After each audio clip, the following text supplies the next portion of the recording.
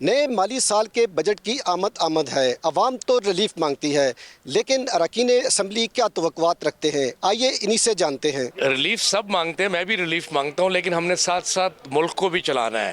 تو سب کو دیکھیں، ٹیکسز بڑھنا یہ ایک انٹرنیشنل فنومینا ہے۔ حکومت کی پوری کوشش ہے کہ مہنگائی کم سے کم ہو۔ IMF والے بجٹ ہے، IMF والے آئے ہیں یہاں پہ، سارے شرائط ہمیں منظور ہے، ہم نے منظور کر چکے ہیں، اور اس کے بعد ہم IMF کی ایما پر، اس کے کہنے پر ہم بجٹ بنائیں گے جی۔ کہ جب بھی بجٹ آتا ہے عوام کی توقعات کے برعکس آتا ہے۔ ایک طرف تو حکومت جس طرح IMF کے ساتھ کڑی شرائط پہ رضامند ہو جاتی ہے، الٹیمیٹلی وہ تمام بار جو ہے حکومت پھر ٹرانسفر کرتی ہے کنزیومر پہ، عوام پہ، اور وہ پس جاتے ہیں۔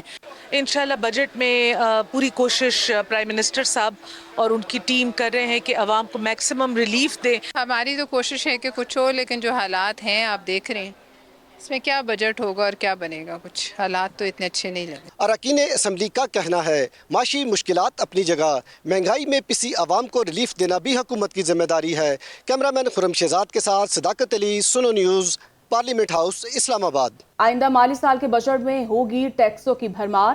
IMF کا پیٹرولیم لیوی کی مد میں 18% اضافے کا مطالبہ۔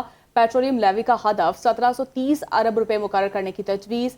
چینی، سیمنٹ، تمباکو اور فرٹیلائزر سیکٹر پر مزید ٹیکس لگائے جائیں گے۔ یہ رپورٹ دیکھیے۔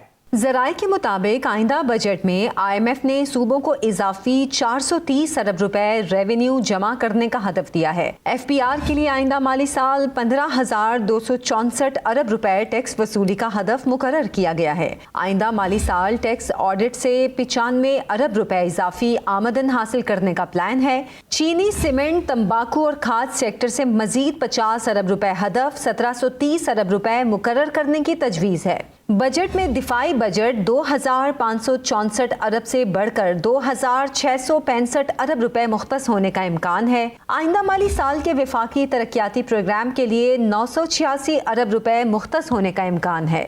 صوبائی ترقیاتی بجٹ 2.1 ٹریلین سے بڑھ کر 2.5 ٹریلین روپے تک پہنچ سکتا ہے۔ سود کی ادائیگیاں آئندہ مالی سال میں 7,800 ارب روپے، مالی ضروریات 21.2 ارب ڈالر رہنے کا تخمینہ لگایا گیا ہے۔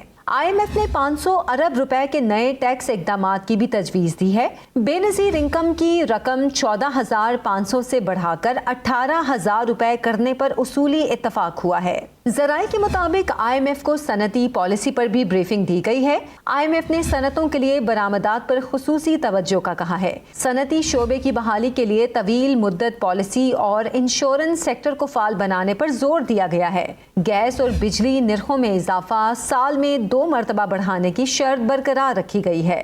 اسپیشل اکنامک زونز کے لیے نئی ٹیکس چھوٹ نہ دینے کی سفارش کی گئی ہے۔ IMF مشن نے بجٹ تجاویز کو حتمی شکل دینے کے لیے دورے میں 2 دن کی توسیع کی ہے۔